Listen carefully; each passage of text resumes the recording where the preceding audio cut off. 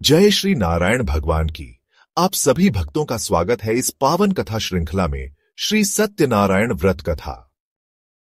अब तक आपने श्री सत्यनारायण व्रत कथा के प्रथम, द्वितीय और तृतीय अध्यायों को सुना, जिसमें हमने जाना कैसे भगवान श्री हरि ने अपने भक्तों की हर इच्छा पूर्ण की, कैसे एक निर्धन ब्राह्मण से लेकर राजा तक ने जब सच्चे मन से व्रत किया तो उन्हें धन, ऐश्वर्य और सुख की प्राप्ति हुई।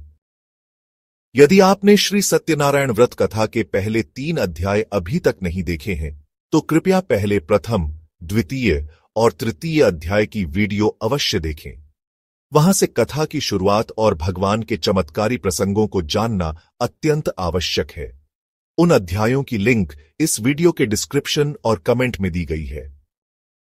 अब प्रस्तुत है चतुर्थ अध्याय, जिसमें कथा आगे बढ़ती है उस सुंदर व्यापारी की ओर जिसने सत्यनारायण व्रत किया था, परंतु उसकी एक भूल ने कैसे उसे संकट में डाल दिया।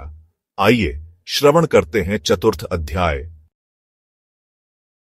सूत जी बोले, वैश्य ने मंगलाचार कर अपनी यात्रा आरंभ की और अपने नगर की ओर चल दिए। उनके थोड़ी दूर जाने पर एक दंडी वेशधारी श्री सत्यनारायण ने उनसे पूछा, हे साधु, तेरी नाव में क्या है? अभिमानी वणिक हंसता हुआ बोला, हे दंडी, आप क्यों पूछते हो? क्या धन लेने की इच्छा है? मेरी नाव में तो बेल व पत्ते भरे हुए हैं।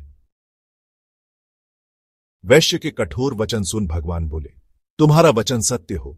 दंडी ऐसे वचन कह वहां से दूर चले गए। कुछ दूर जाकर समुद्र के किनारे बैठ गए।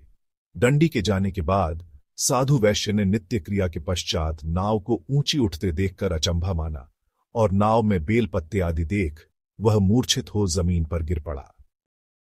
मूर्छा खुलने पर वह अत्यंत शोक में डूब गया। तब उसका दामाद बोला कि आप शोक न मनाएं, यह दंडी का शाप है, इसलिए हमें उनकी शरण में जाना चाहिए, तभी हमारी मनोकामना पूरी होगी।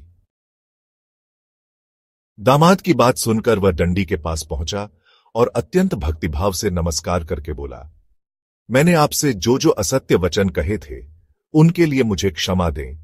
ऐसा कहकर महान शोकातुर हो रोने लगा। तब दंडी भगवान बोले, हे वणिक पुत्र, मेरी आज्ञा से बार बार तुम्हें दुख प्राप्त हुआ है। तू मेरी पूजा से विमुख हुआ। साधु बोला, हे भगवान, आपकी माया से ब्रह्मा आदि देवता भी आपके रूप को नहीं जानते, तब मैं अज्ञानी कैसे जान सकता हूं? आप प्रसन्न होइए, अब मैं सामर्थ्य के अनुसार आपकी पूजा करूंगा। मेरी रक्षा करो और पहले के समान नौका में धन भर दें।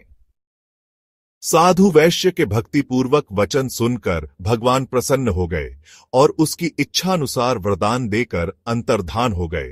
ससुर जमाई जब नाव पर आए तो नाव धन से भरी हुई थी। फिर वहीं अपने अन्य साथियों के साथ सत्यनारायण भगवान का पूजन कर अपने नगर को चल दिए।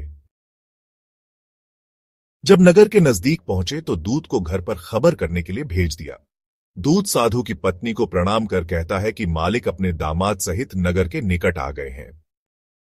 दूत की बात सुन साधु की पत्नी लीलावती ने बड़े हर्ष के साथ सत्यनारायण भगवान का पूजन कर अपनी पुत्री कलावती से कहा कि मैं अपने पति के दर्शन को जाती हूं, तू कार्य पूर्ण कर शीघ्र आ जा।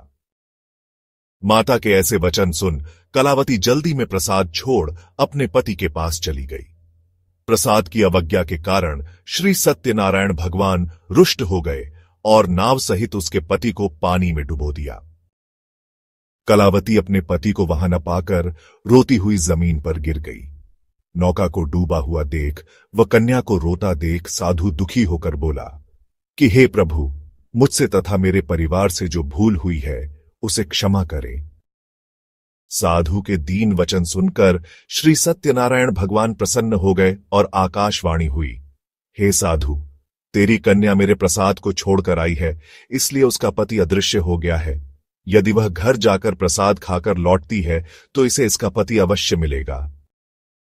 ऐसी आकाशवाणी सुन कलावती घर पहुंचकर प्रसाद ग्रहण करती है और फिर आकर अपने पति के दर्शन करती है।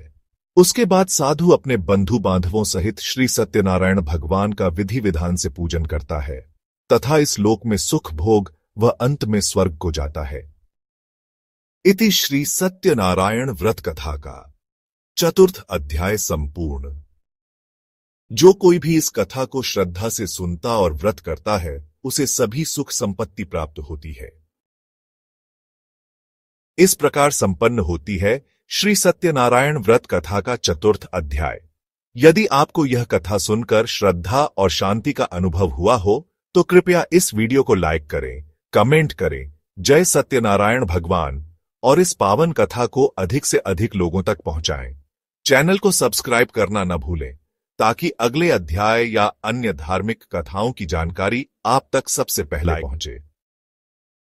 बोलिए सत्यनारायण भगवान की जय। धन्यवाद।